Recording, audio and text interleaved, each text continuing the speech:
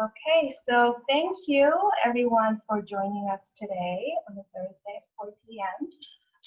This is a webinar part of the Strategies for Teaching Vietnamese Language webinar series, but this one is a more kind of general one, not specific to a language, and it's a discussion in English. So we've invited some other people to this webinar. This is the third in the series, and we have more following after this in July and August. And today we have Dr. Fernando Rodriguez. He's a professor at the College of Education, Cal State Fullerton. We also have Cynthia, Jessica, and Miguel, graduate assistants at Cal State Fullerton College of Education, and they worked extremely hard on creating the videos, the classroom activities. And I did send everyone the video link that I hope everyone has watched before joining this webinar. So we can have questions and discussions. Hopefully they've done their homework, but if not, that's fine.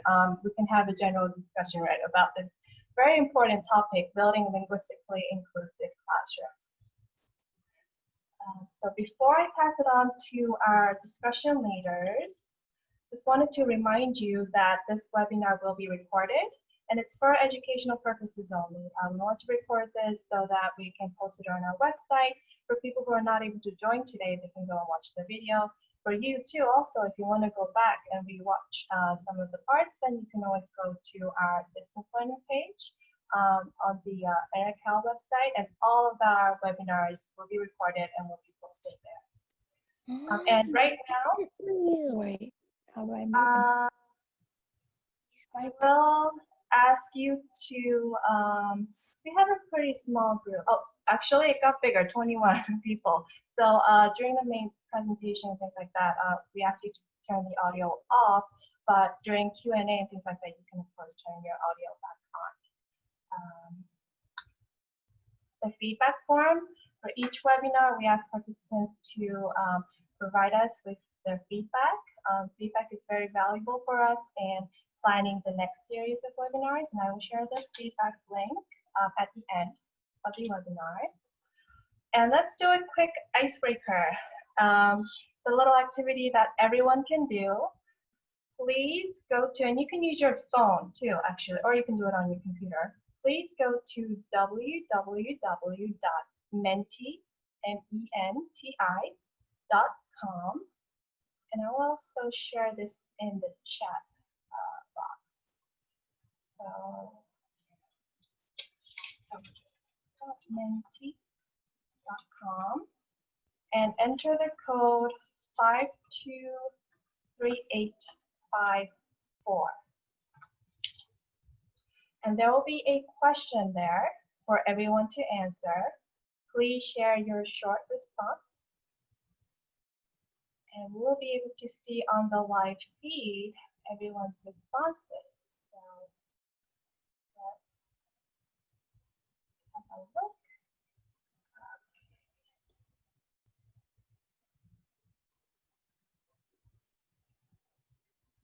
Okay. Don't see anything yet.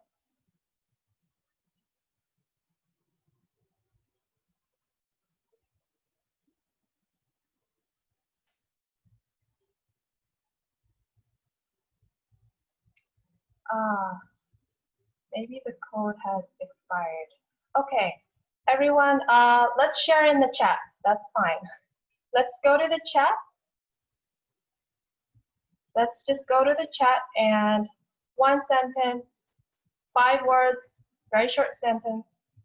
Share with all of us how you're feeling today. Super from Grace. Okay. Inspired, Natalie.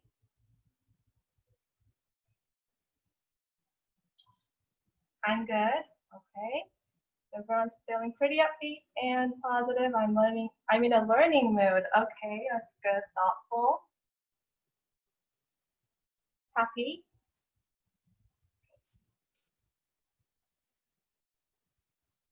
Hopeful. Okay, good word. Concerned. Okay. Happy with a long weekend. happy, motivated to learn. Okay. Thank you for sharing your thoughts and how you're feeling today. Encouraged. Good. Excited to be here with all of you. Yes, we are very excited to be here today.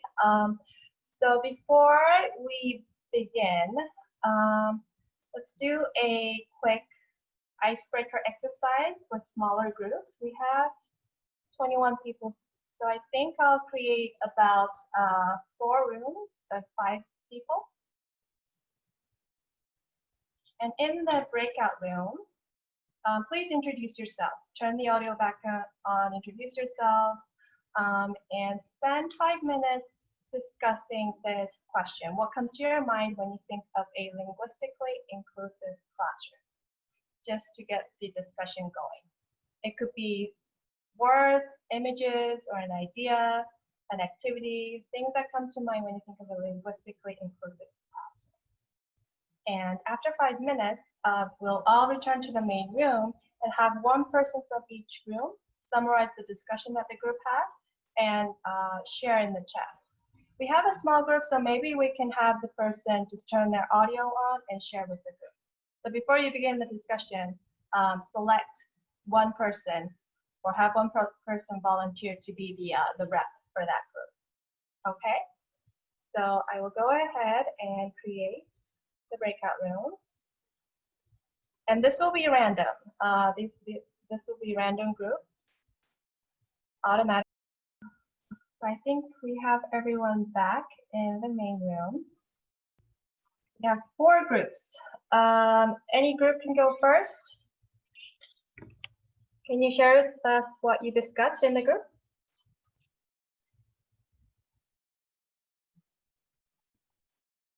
Group I number think 1? Oh. Yes, go ahead. Is that for me? Sorry. Yes, for So you, Cynthia. we had like 20 seconds to talk about the linguistically inclusive classroom because we really got into getting to know each other and our schools. But we did just talk about how it's just being very mindful of the student population, the demographic that you have in all of your classrooms and valuing what they bring into the classrooms. Okay, sounds great. And I think Ellen V had her hand up. Ellen? So building on that, we were talking about how we value and appreciate and then also embrace what the students coming from and building from their home experience. And like, I think Dr. Farhan was talking about like, how can we value what they have and then starting from there? Because we were talking, I think we was at the end like 20 seconds over, that's when we were talking about that. I was saying that there was, with the current event, that there was a lot of things that it related to the linguistically inclusive in the classroom because we are in the front row of how to have the students' voice heard. So yes. That's great. 2 more groups. And please keep in mind, of course, we have the main discussion for later. This is just a warm-up activity. Okay, Anastasia, please go ahead. Oh, make sure to turn your audio on. So we our group talked about how the first thing that would come to our mind is the visuals that would come with the words that go with it. We would be seeing a lot of kids speaking different language, and the teacher would acknowledge the languages in the classroom. Acknowledgement. Thank you. And one last person. The last group is me with Okay. and Dawn and Erin and Jerry. So we kind of like use time to introduce each other and get to know each other too. But we talk a little bit that I kind of like, because most of the group we have is the parents and also supporter in Korean program as in the classroom. So we have some experience, so Vivi and I share. the thing we see is more like a challenge because in our dual program Vietnamese, we have 50% that like half Vietnamese, although they are Vietnamese, but they are not speaking Vietnamese. And then we have about 25% that are Latinos or Caucasian that they don't know Vietnamese. And then we have the fluent Vietnamese, about 25%.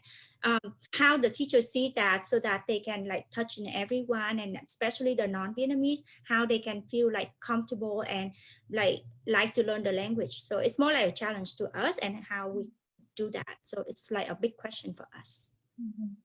Yeah, thank you so much everyone for sharing your thoughts. Please hold on to those thoughts so that we can go more in depth into the discussion. But at this point, I wanted to pass off the discussion to Dr. Fernando Rodrigo as well. Please go ahead. And we've worked with Fernando on multiple events, professional development events, and he's always been great to have. So please go ahead. Fernando? Thank you, Minhee. Yeah. So, what about, because I don't know if all of you have seen the video, the presentation. I thought it would be a good idea to refresh what we have watched. So I'm going to do like a short 3-minute, and I promise 3-minute, kind of like a condensed thing about translanguaging and language fluidity. And then I'm going to ask my colleagues, Cynthia, Jessica, Miguel, to talk briefly about their projects, and then we open to everyone. Is that okay? So we can like a refresh what we have done. So everyone, maybe you watched it yesterday or a couple of weeks ago. The thing that I really like that we started with this question about how can we include everyone? And I would say there are 3 things that are key. Please do not see language as 2 separate or 3 separate bodies. I think sometimes we want to teach Vietnamese and English, and then we want to teach Korean in English or Spanish in English. Translanguaging in this idea of inclusion is when we show the students how other registers function. So when we teach Vietnamese, we compare this with English. When we teach Korean, we compare it with English. So all the languages, they are part of the instruction in the classroom, because we never know. I think some of you said, and in our team, the students come with different vernaculars. I like this word, I think it was Nancy who used that. And then with different ways to speak the language. So please, I like when Ellen said, let's start from the students know, and then take it where we want to go. Rather than start with the standard, and then from the top to the bottom, I would say more like a grassroots approach to language development. The second one is think about how students speak and use these languages at home. Because one thing is the way we teach in the classroom, and how languages are being used in the community at home. I have seen too many teachers in dual immersion classroom really pushing in the languages. That's what the language should be spoken. And I think, I think the language has a specific purposes, but I think we have to be careful, because otherwise we won't be able to embrace it. Because then we say about right and wrong, appropriate and inappropriate. So I think that we have to see like a development, and students will be in different stages, mostly because we have students who speak different languages and they have different linguistic repertoire. And finally, how you see yourself as the model. Because one thing, and I'm going to put myself as an example, and my colleagues, Jessica, Miguel, and Cynthia, they know, I speak Spanish one way, but I can tell you that by working with Jessica, Cynthia, and Miguel, my Spanish has been expanded and has improved. That's the way I see inclusion when I teach. Although it's a gradual level, but I think it's how I'm going to learn, because otherwise then I'm going to really see all the language through my lenses. And I think that is exclusion rather than inclusion. So think about all these pieces as you think in terms of language development in the classroom, and how you're going to be learning first, and then how we're going to really take it from there. So it's learn first, and then we teach. With that, I'm going to pass, because I know we'll keep talking and talking. I will pass how this really looks like in the 3 different projects. And we're going through the same sequence that you have seen them. So Miguel, can you please go ahead and briefly share about the micrography and how it's connected to the idea of the linguistic inclusion? Miguel? There you go. Okay. Yeah. So the micrography, essentially, it's having them see themselves. We made it focused on a positive manner. and basically all the qualities and positive qualities that an individual has into an image, so a self-portrait, so that they can see themselves in a positive manner. So it's all words that identify who they are. So now we're going to see what that individual is, and they can see themselves in a portrait and be like, this is who I am. So validating that individual. And in the video, it explains as to, and it can be in any language. So I use English and Spanish because I speak both languages, but it can be in any language, Vietnamese, Korean, any language. That way the student sees themselves as a multitude of different languages and different aspects of who they are, and that all of those mesh up to create that individual. So again, kind of reiterating what Dr. Rodriguez said, which is, you know, transforming everything and creating one with, you know, validating that individual. Thank you, Miguel. Cynthia? And then adding on to that, I'm going to share my slide here. This is the second activity that follows a micrography. And if you notice, they are very sequential. So you can either do these individually as one project, or you can build on as a project as well. And so the point of this storyboard essentially is to use the words that you used in your poem and in your micrography, and help students depict themselves as a superhero, or as a super activist. And so as you see here in my example, I don't know if that zoomed in for you all. Uh-oh. If you see on my example, there we go. I do also use both languages that I speak, which are English and Spanish. And again, this can be done in either language that the student prefers as well. And it has different steps for each of these squares, essentially, and they're building up to really getting to know themselves and validating their own identity as a person of a unique background, you know, because we all have various backgrounds that we bring into our classrooms. And if we allow students to explore themselves in that way, then we are allowing them to learn how to validate themselves, and then how to validate themselves in the world as well. And so with that, we built it onto the next part of the project sequence. And then the last part is when they actually go ahead and make a comic with themselves as a peaceful hero. And then at that point, they get to bring along a sidekick to be their sidekick. So our main star was Miguel, and he was our superhero throughout the whole thing. And then I brought like me and Cynthia in as the combined sidekick. And basically using what Cynthia talked about and the different powers that they could have, and then choosing one and then painting a picture of how those powers could be used in the world to change it for better. So I used storyboard that for that. Excellent. And I think that, thank you, Cynthia, Miguel, and Jessica. When we thought about this presentation was before what just happened in our society, and I think we brought it out in our team.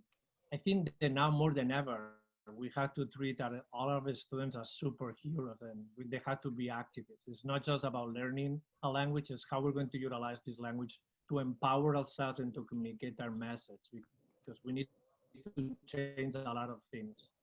We knew that we had to change those things, but now that's kind of like in my face, I have to change it. No? So I think we cannot remain quiet. We have to really change it and reflect all the things that we have done and mistakes. So let's open for questions. Any questions? We want to have this, like, as when I talk with Dr. Tran and Minhee, kind of like a dialogue. How can we really want to approach this in terms of questions that you have, challenges that you see? I don't think if I can do it in my classroom. My classroom is like this. So we want to learn from each other. So we want to get ideas. So we put it out there, but now it's how does it look in your classroom? So we will open, and I don't know, Minhee, how you want to facilitate, or they raise their hand. I know there is an icon right there in Zoom that you can raise your hand, or just jump in and ask any questions that you have. So, and then the four of us, we will respond to these questions. Yeah, I think we And have don't a be small shy.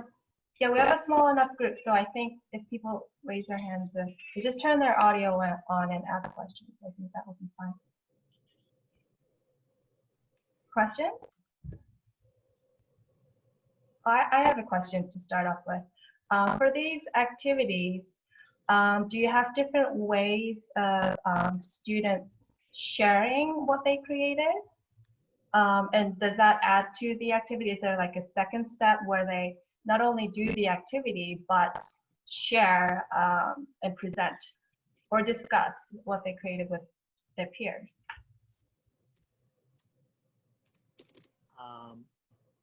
I will let Cynthia, Miguel, and Jessica answer this question, but before that, I really like your question, Minky. In every activity that we have designed for this one and that we do, we always focus in the 5 language skills: speaking, listening, reading, and writing, and comprehending. So the 5 of them, and then they have to present because they want to share their work. So Cynthia, Jessica, Miguel, I know that you have done it and all this. How does it look like when the students present that? I think it varies on the different students and the comfort level. So if we're really bringing in like our UDL strategies, like how are we giving them the different platforms to be able to present their information? So it could be presented to a partner. We have like our shyer students. It could be presented in a whole classroom, and we can use a projector to project their work. Or, you know, different ways. They could even write up a summary. How did this project help me? What did I learn from this project? So there are different approaches that you can take depending on grade levels as well, because I know a lot of you on here are also elementary. So there are different approaches that you can take for each of these projects, just depending on how you feel you should approach it with your own students. With Cynthia. Yes. And, so adding yeah, on, adding on to what Cynthia said, and I think that's what we try to do, the artistic perspective on it. So try to add in some artsy stuff to the students, because then that way they're not just engaging on it through a textbook or hearing it, but they're producing some art form through it. And we think that, you know, the art form it can be some sort of, you know, we can put like activism, or it can be a way of them expressing what they feel. And I think that's what we try to incorporate, some sort of artistic aspect to it, where it can be placed on the classroom wall, and then after they can take it home and they'll see that again, and it'll be a reminder of this is what this stands for, and adding just learning the textbook. So there's something else beyond that level, and while they're creating art, their mind is expanded in different levels too. I think for the comic, so one thing that I found was if you want to download the full image in high resolution, you have to have upgraded your account. And then also, if the teacher is printing it in full beauty and color, you might run into some problems with ink. But I have seen a few students who were willing to publish their work for a big summer project before, and seeing a nice printed out comic was really pretty. So it's doable. Thank you, Jessica. And as you can see, I have to say, I want to thank Jessica, Cynthia, and Miguel, because they do this amazing work. But we are more like, I know that everyone is for a STEM, but we are more for a STEAM. We like to add the A of R within the STEM. So we are more STEAMers than STEMers. So just think about when you put this in your classroom. Any other questions?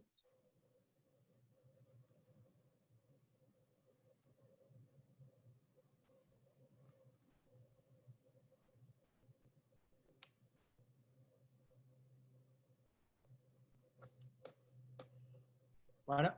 Any other? We can share also, because we have done these projects. This was part of I think we have a question from Nancy. Yeah. Go ahead, Nancy. So looking at these 3 activities, I mean, they seem more tailored to like older students. Do you have like suggestions or thoughts for how we could use it with like the primary age students? Like I teach kindergarten, right? So I'm not sure how I would adapt, like say like the comic strip or the other 2. I think isn't it with little one, we can start with like a thinking maps. But with the comic strip, I think it would be as they build up on it, because more of it, I feel like what that isn't it the common strip, it's just trying to have what they build on what they know. So we have to start with something. And with that, I feel that if I'm going to use that in my classroom, I will start with a thinking map, with a circle map of what they can do with it. To add on to I what think Ellen was saying, oh, sorry, Fernando, go ahead. Oh, well, to add on to what Ellen was saying, it is definitely going to take probably more scaffolding than it would with the older kids, and that's completely true as well. But for example, with the project that I did, which was the second activity with the story boxes, we can literally make one ourselves first and then show the students step by step, like, what do you think about when you think of yourself? What are some words that you would use to describe yourself? You know, like, do it out loud instead of giving them the instructions on paper. We can simply just, the way that you do your other things, you know, we can ask them out loud, like, what are some words that you can use to describe yourself, and write something on the board, and then they can choose like their top 3 words or something similar to that. When it comes to describing themselves, I mean, you can do probably the same thing. Like, what are some things that you enjoy doing? What do you do on your free time? Or just really taking them step by step through each of the boxes. You don't even have to do all 8 boxes. You can condense it for them, or combine some parts and do maybe 4 boxes. That's why we left it very open in each of the activities as well, so that you can tailor it to how you see the most fit for your grade level and for your students that you have in your classroom. If you'd like help after this to see how if we can help you tailor it as well, we would be more than happy to help you with that. I think, like, for my activity too, it can be just have a silhouette of a face, and just have students write in, you know, if it's at the kindergarten level or primary level, then just have them write what, you know, instead of having them fill up the entire thing, have them choose maybe 5 to 10 words that best describes who they are, and then they can color it in, and then that way, you know, they can draw the face, the nose, however they feel like they look or so. And then that way they're still doing a self-portrait as to how they see themselves, and it's not having them choose like 50 words or what have you, but rather just maybe 5 to 10.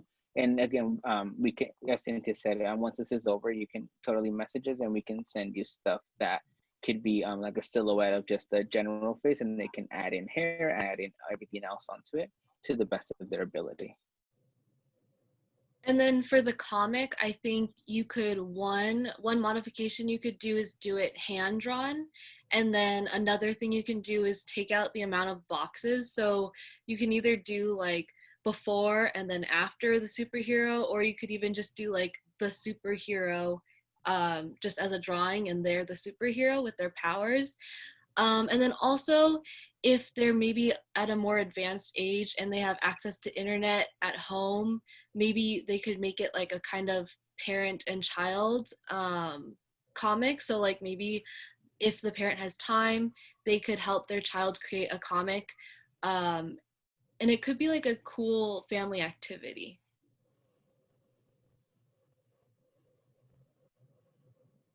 I would add 3 things. When we do these projects, the golden rule is that teachers have to do it first. You don't model the project, you do it first, and then you show how your thinking process. And I think that's really powerful for the little ones. And then number 2, we have samples. I know that the program that we do with Anaheim focuses in high school, but I have done this with another project with the little ones from kindergarten to 8th grade. So I can show you, send you samples, and I know Miguel, Jessica, and Cynthia said that we can modify this. But I think the main idea about these projects is to validate. I like what Ellen said about the thinking map. You need to sit down and walk the students step by step. For the little ones, of course, they will need more scaffold for sure. But I think that important is, if you think about Miguel's project, students should be able to write words in Vietnamese, in English, in Korean. Either way, the idea is to express yourself. And I think when I think about inclusion, it's about freedom. I'm not constraining the way the students speak or write. I think you're open to listen to whatever the students have to say. And some students, maybe they're not ready to write, but they're ready to draw, definitely. So they can draw rather than write. So we move from drawing to writing. So we're here, we put it like in a 35-minute presentation, but we look forward to working with you and anything that if you, hopefully we can see samples that you how you implement these projects. But we're here to support you after the 5 p.m. when we're done with the workshop. It's not, today is just getting together. So it's much more support that if is needed, we can provide. Any other themes? Challenges I like, maybe you think, I know that Nancy said that's too maybe for upper level, but I think it can be done. I would like to put a question out there and I would like to hear from you. Because I think sometimes, and I just want to put it on the table because it's a topic. I know people, they think, yeah, Spanish and English are Romance languages. There's a lot of cognados, not cognates and everything that can be connected. How can you see this done with languages, I would say like English, which is a Romance language versus Vietnamese and Korean? Do you see any challenges? How do you see the language fluidity working in your classroom? Because I know in some cases, there's kind of like the rigor that language should be spoken this way. So any challenges when you try to promote this more like what we call languaging? The students are speaking and talking, mixing languages back and forth, creating a language on their own. Do you see there will be like a pushback, or is something that you can really include in your classrooms and then enrich the way you teach? We would like to hear from you what any challenges that you have faced or any challenge that you think that you will face and that we can talk about it.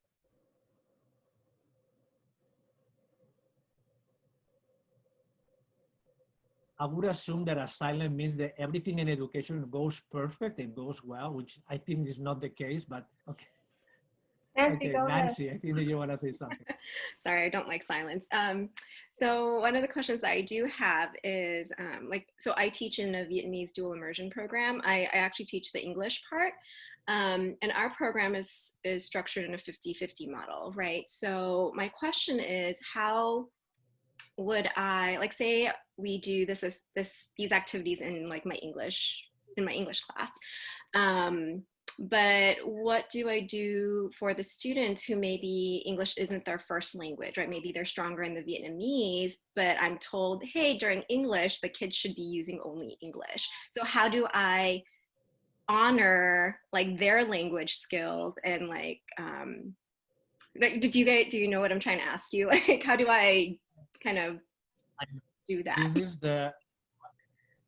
is the 1 million question, and I'm going to answer from what I think and I believe, and I write for it and I do research. And please don't pull your hairs when I'm saying that because people get crazy. When you're teaching in English in a 50-50 model and you have students who do not speak the language or bring them another language, I think that we have to honor their language. If the student is not ready to produce in English, but it's ready to say something in Vietnamese or Korean, I think they should say it and they should write it down. Otherwise, we're not going to build bridges between what they know and then we want them to learn. And then it's like, remain silent until you know English. That's not the one in the classrooms. Speak as you go. But one thing that is key, because I got a lot of critics in my presentations about translanguaging. You model English as a teacher, but the students should be free to use any language at any point, at any time, and then you scaffold a model, but the students, they need to speak, I would say. If they're not ready to speak Vietnamese, they're not ready to speak Korean, they're not ready to speak English, let's allow them to speak, and then we will really narrow the way students are going to learn. And that's what happened with the bilingual programs in the late 1990s. I think that we never honored enough what the students brought to the classroom, and we want to move them to a monolingual. And without going too much in depth, I think what happens in some classrooms, we don't have a bilingual student, we have a student who is twice monolingual. He speaks Vietnamese or speaks English, but bilingual means mixed and together. So they're thinking in their language. When they think, our brain doesn't say, oh, let me think in Vietnamese. Oh, no, let me think in English. We really create thinking as we go with all the nuances. So I know maybe I'm jumping and I'm crossing some bridges that say the language, it needs to be pure, but let's be honest. Languages are bodies that change over time. They're changing all the time. And yeah, rigor is important, I would say, but let's be mindful. Otherwise, it's going to be really extremely complicated to include everyone in the classroom. I think Anastasia had Do you have a comment? I saw something in the chat, but I wasn't able to read it. Sorry. Yes, I just want to say thank you for saying that, because we teach together, and sometimes we know that certain kids are more comfortable with one language and not or the other, even though we're teaching the target language. Let's say I'm teaching Vietnamese, and my teaching partner is teaching English, and sometimes we have difficulty telling student, okay, if you're in the English, you should use English only. If you're Vietnamese, you use Vietnamese only. But then we know that there are students that struggle in English, and there are students that struggle in Vietnamese. And thank you for saying that, because it really kind of put my mind at ease about, you know, their struggle and my trying to teach them, me trying to teach them, and we're like, you know, pulling our hairs, trying like, okay, you need to try to speak Vietnamese, and Nancy's like, you need to try to speak English, and we struggle there. So that really cleared it up, and then I really appreciate that. If I could say something about that as well, maybe you get to the point, because I teach first grade, where they'll complain to me, like, why does that person get to speak English? Because they don't know Vietnamese yet. So they get to speak English, and we translate for them in Vietnamese, and they say in Vietnamese. But you know Vietnamese, but you're speaking English to me right now. They're like, oh, okay. That makes sense. Agree. Yeah. So when we have those dialogues with the students, and then they understand that you're allowed to, I'm not allowed to break code. I tell them that I'm not allowed to break code, but you can translate for me in English, and you can have them understand. And then we as a group will translate it into Vietnamese, and we'll learn how to say it in Vietnamese. I'm excited here that if I can say something, I know I'm a little bit picky with the semantics. Do not use the word allow. Use the word empower. I empower you to use the language that you want to speak at any moment. So sometimes we say, we teachers have the power. I heard teachers saying, I'm not telling my students that I speak Spanish. I said, but they already know, come on. I don't tell, because I'm teaching in English, like they already know. Share your linguistic repertoire with all your students. Tell them how many languages you speak, when you speak, with whom you speak, when do you decide. But I think our role as teachers is not to allow. Our role as teachers is to empower. And in some cases, knowing that the goal is for the student to be biliterate. And in order to be biliterate, they will build the two languages together. Otherwise, they're going to be bilingual in one language and biliterate in another. That makes sense. So don't be afraid. I know it's tough. Just keep in mind, be the model of one language, but the students need to be empowered. That's the theme of our presentation today, how we're going to include them in the classroom. And when I hear this from teachers like you, I think sometimes I'm a little bit disappointed, because do we want for the students to become biliterate, triliterate, or multiliterate? We do it by using languages all the time. We use it. And we know the students will be more proficient in one language than another. So in order to fit the 50-50 model is the 100-100. But even me, if I speak 2, 3, or 4 languages, I know I have my dominant languages. Just keep in mind that as students, at the end of the high school, we want for them to be biliterate. So their Vietnamese is equally proficient than their English and their Korean and other languages. Just let's have this goal so that when going to society, they can carry this. And with language comes culture, and with culture comes identity. They need to value. Otherwise, we always looks like that we have the language, the professional language, and then we have the rookie languages, not the ones that we teach because it's looks fun. But I think let's empower. Let's create a venue. And the other thing is, if I can suggest, don't use the word translate. Use the word translanguage. We don't translate, we translanguage, because translate looks when you literally translate from one language to another. Translanguage is when you create meaning across language. If we can, but if you want to use the word translate, it's fine. Thank you all. Any other questions that we have? Now let me translate that into Vietnamese though. I just want to add a comment to some of the sharings here about the emphasis on, you know, recognizing, right, and also supporting the different languages. I think not only are we talking about, language at a very superficial level, which is, the semantics, right?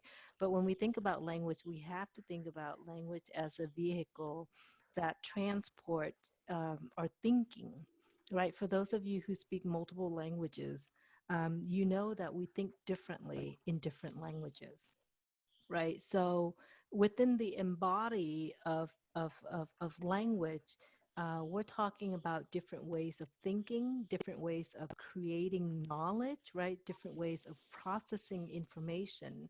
So I see the danger of limiting, to one language used in the classroom is not only are we dismissing, the language component of it, which the linguistic aspect of it, but I think what's more dangerous is that we are dismissing the thinking, right, that language can transport. And I think that is the danger when we are disengaging or disregarding ideas, right? And we are forcing our students to think in a particular way because that is the only mode or that is the only vehicle in which we can transport our thinking. So I see the danger in those types of limitation that is beyond the linguistic, the semantics, right?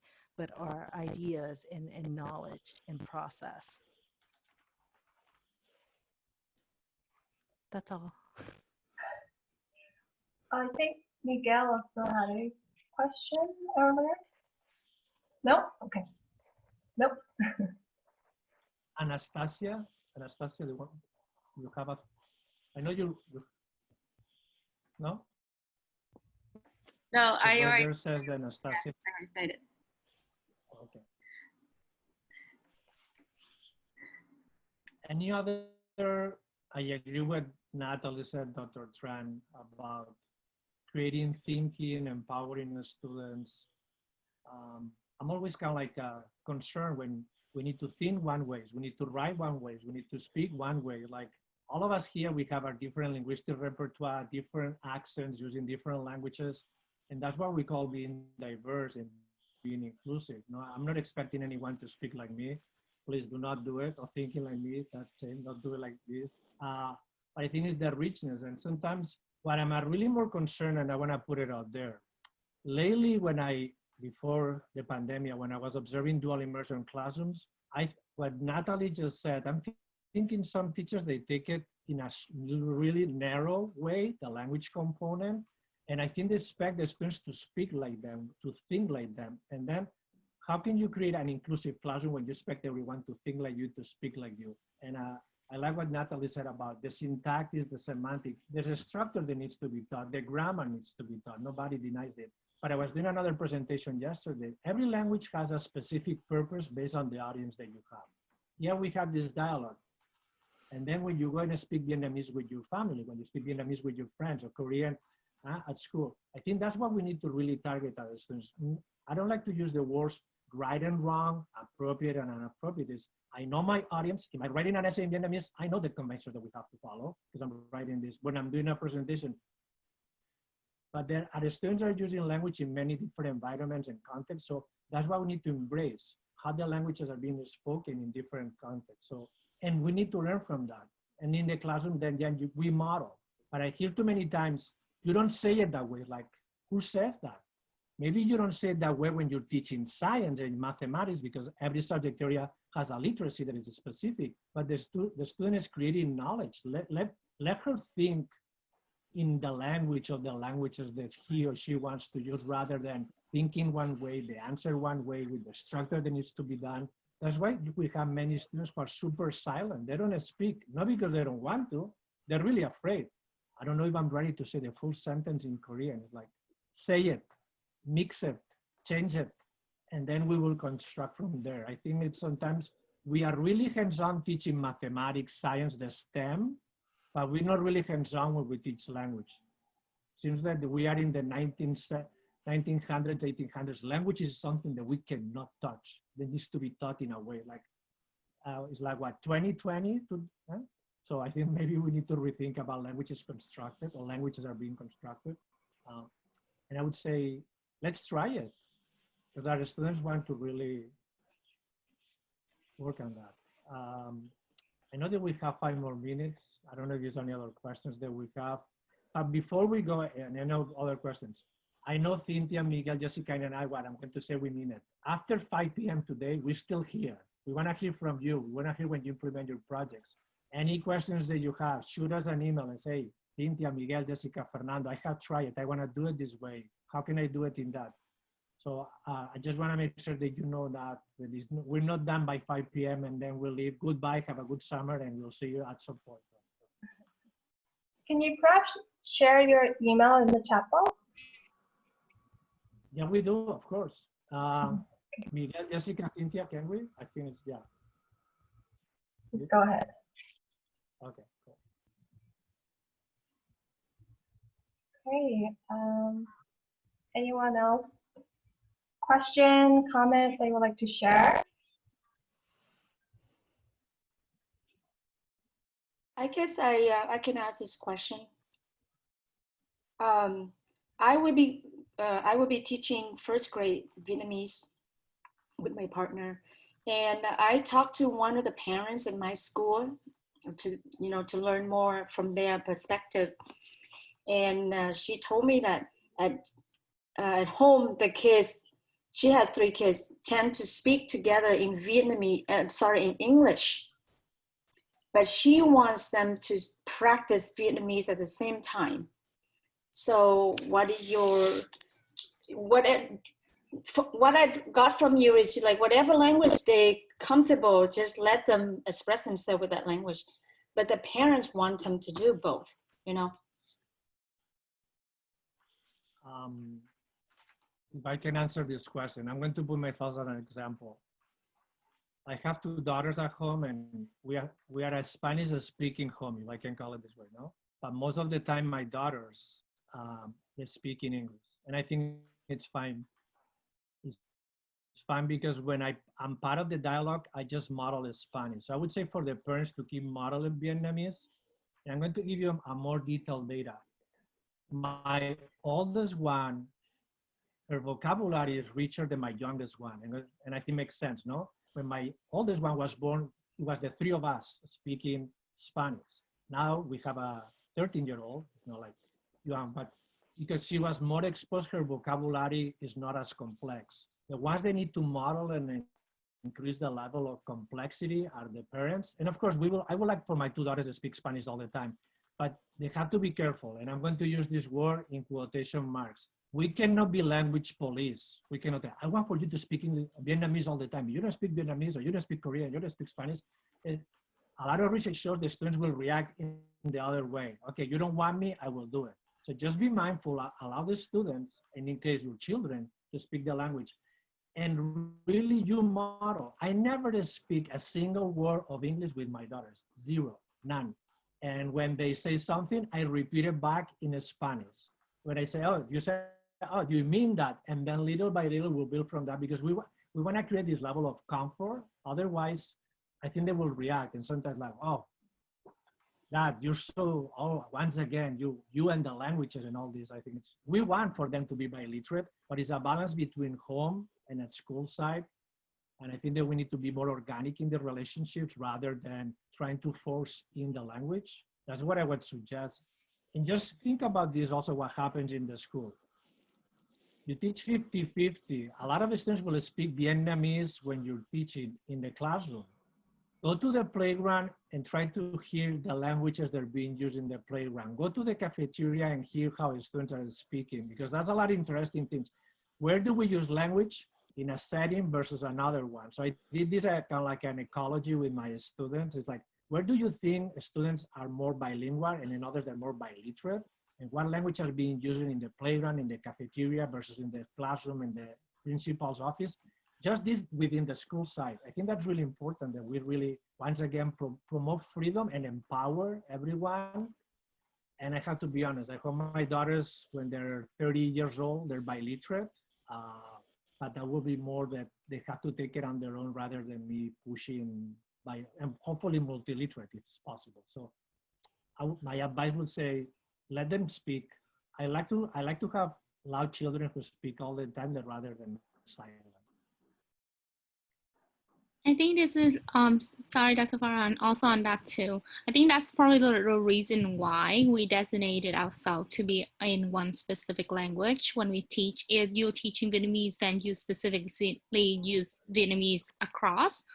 And then if you the English partner, then you're using English partner. No, you use predominantly English in your classroom, because that to wire the students that, hey, this teacher is only this language, that teacher is only this language. You cannot really do that when students talking to each other, especially if you want them to build on what they know, if you want them to build on their first prior background knowledge. Like Dr. Farhan, I speak multiple different languages. I speak Cantonese, Mandarins, and Vietnamese, and now English. English was my last language. I actually learned Cantonese was my first. That was from my parents. And then Mandarin was because it's a similar dialect to another language that my grandparents speak. So that's how I wired the language, because I actually had a designated people who talk specifically in these languages to me.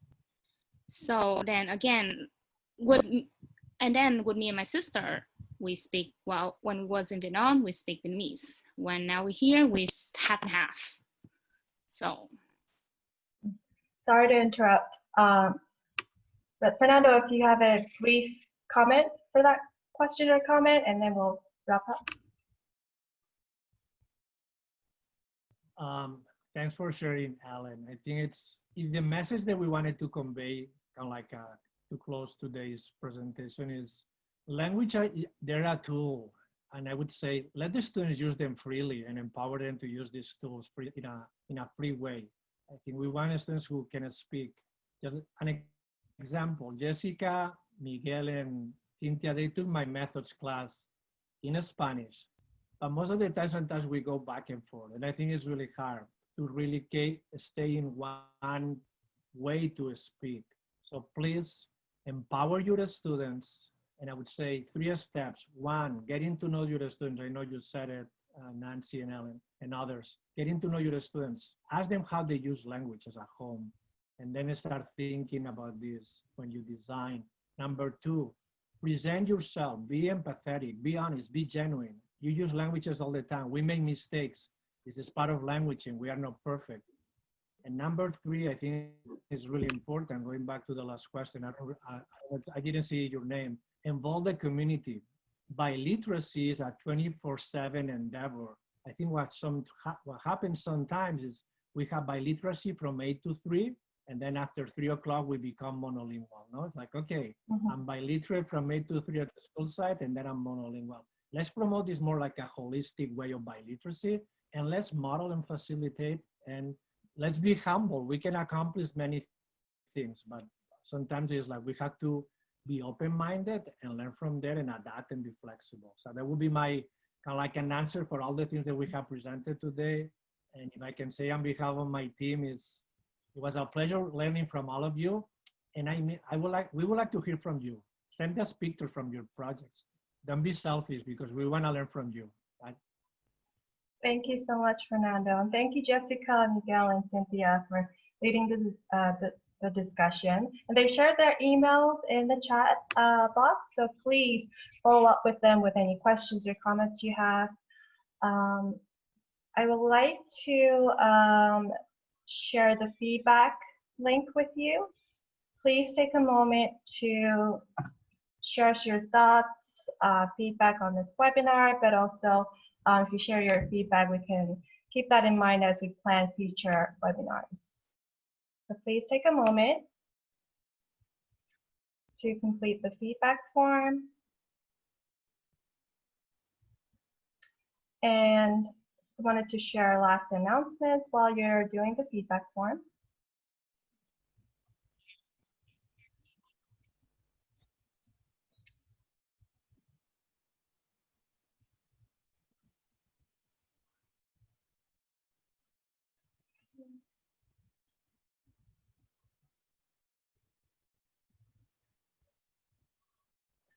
Please keep in mind we have more webinars specific to Vietnamese language instruction. The next one is in July, and we will send a new Zoom link for each webinar on Wednesday, the day before the webinar. The feedback form.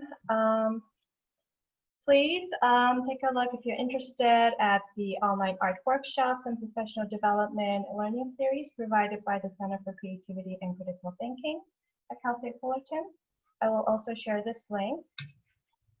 And just wanted to introduce you to the different programs we have in the College of Education: credential programs, master's programs, and doctoral programs.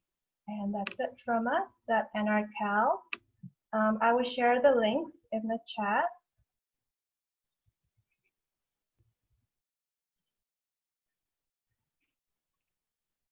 Natalie, any last words before we wrap up? No, thank you everyone for joining us today. I know it is 5 o'clock, so we will not hold you from your other commitments that you have at home.